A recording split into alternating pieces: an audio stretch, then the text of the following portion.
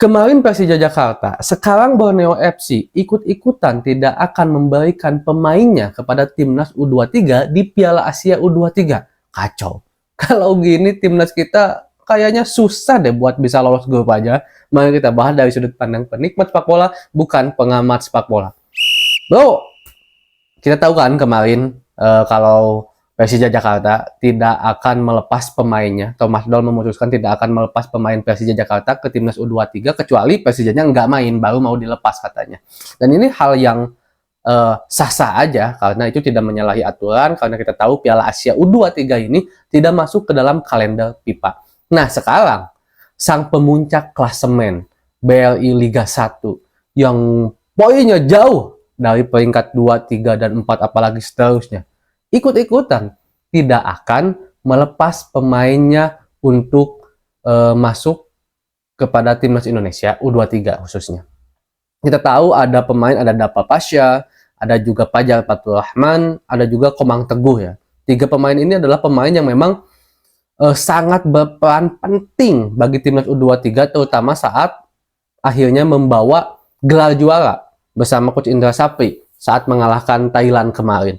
Dan mereka juga, saya yakin, akan menjadi salah satu pilihan utama Coach Sinteyong. Ada atau tidak adanya para pemain abroad yang bermain di luar negeri. Ada Justin Hubner, ada Rafael Stark, ada Elkan Bagot, ada Pratama Arhan gitu teman-teman.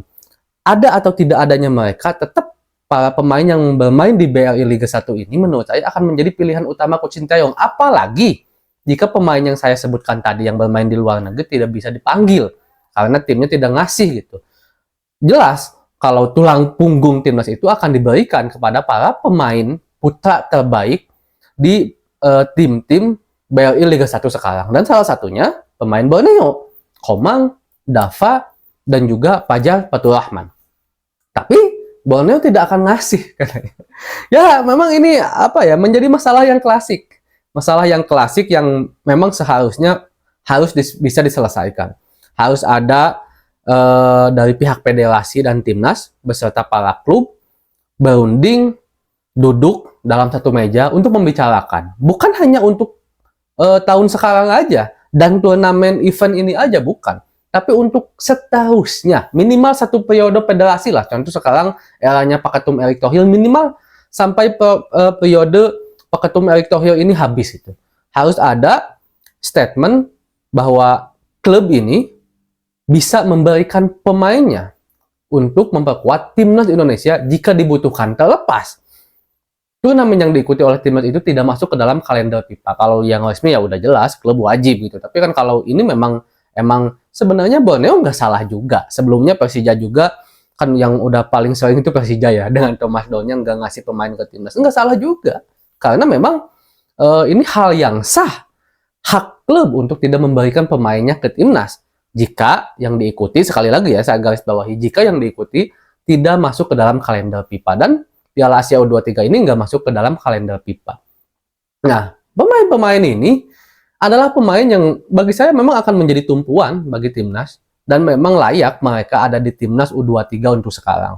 Apalagi kita tahu target masuk ke 8 besar oleh Pak Ketum Erick Thohir diberikan kepada Coach Sinteyong dengan timnas U23-nya.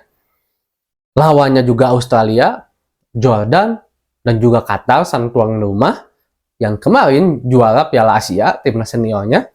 Jelas kita membutuhkan senjata-senjata terkuat, putra terbaik di dunia sepak bola untuk bisa memperkuat timnas Indonesia.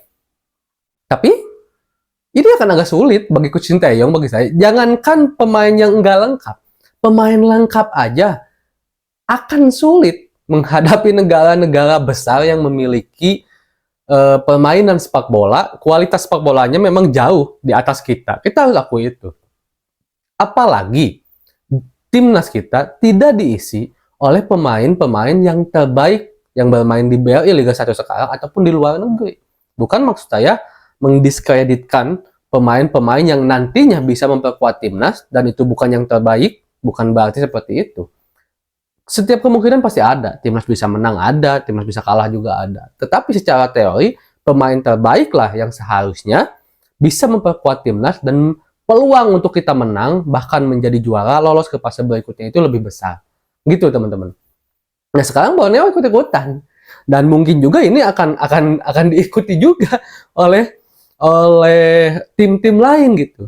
Karena kita harus akui kalau di musim sekarang itu sebenarnya rasa syukur yang besar bagi kita, banyak tim-tim di Indonesia yang memang menggunakan pemain U23 itu menjadi tulang punggung utama di 11 pertama timnya. Banyak banget sekarang, Beckham Putra di Persib gitu, Dewangga di PSIS gitu kan, bersama Adi Setyo juga. Sekarang di Borneo juga kan ada Dava, ada Komang, ada Fajar Fatur Rahman, Persija, ada Rizky Ridho, juga kan ada Doni Tri Pamungkas. Jadi banyak pemain-pemain kita yang sebenarnya berkualitas dan memang dibutuhkan banget oleh tim. Apalagi tim-tim ini, walaupun Borneo sebenarnya poinnya udah banyak ya, udah banyak banget menurut saya, bisa dibilang aman lah, mungkin bisa dibilang sementara ini aman kalau seandainya pemainnya diberikan kepada timnas gitu kan. Beda sama Persija, mungkin beda sama Persib, mungkin yang memang masih bisa dibilang belum terlalu stabil. Belum terlalu stabil untuk ada di posisi 4 besar yang akan memperebutkan Champion Series nanti di akhir gitu kan. Nah, bagi saya ini harus segera diselesaikan oleh pihak federasi, oleh pihak timnas, harus bisa duduk berbarengan dengan para tim-tim, dengan para klub di BRI Liga 1 tentang kebijakan yang harus diberikan. Lagi-lagi saya harus katakan Borneo tidak salah, Persija Jakarta juga tidak salah. Yang dua tim ini yang sudah menyatakan tidak akan memberikan pemainnya ke timnas yang dipanggil gitu kan. Tapi seolah-olah mungkin ada stigma dari para penduduk Indonesia yang menyukai sepak bola khususnya, kalau Borneo dan Persija ini seolah-olah pelatihnya khususnya mungkin pelatihnya ya, karena ini kebijakan dari pelatih. Saya yakin pelatih yang lebih tahu apakah pemain ini dibutuhkan oleh klub atau enggak.